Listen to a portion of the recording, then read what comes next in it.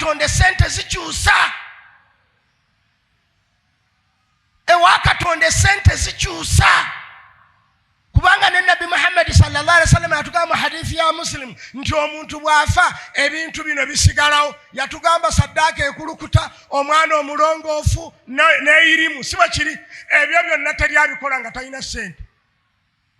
Omwana irimu alijifuna atya nga tasomye. Saddaaka ekulukuta oba miyembe oba mizikiti olibizimba waggulu ku online. Babizimba mu online. Babizimba ku online. Yes, Nabi yatugamba nti mwe mukimanyi terikyusa okugera okujjako edduwa. Seeka siba mutugamba muga tewali kyusa. La yughayyiru alqadara illa du'a. Tewali kikyusa kugera kwa Katonda okujjako ki.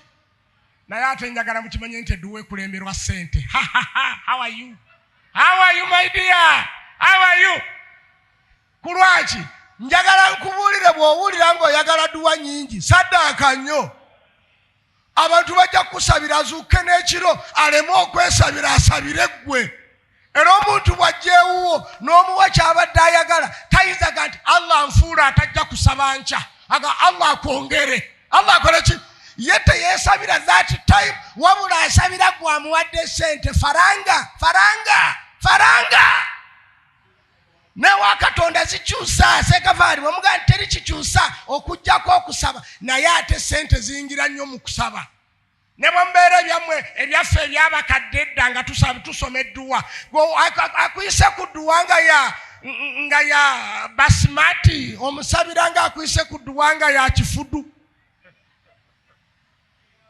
Sekankata sibyogedde ebyo. Sibyogedde.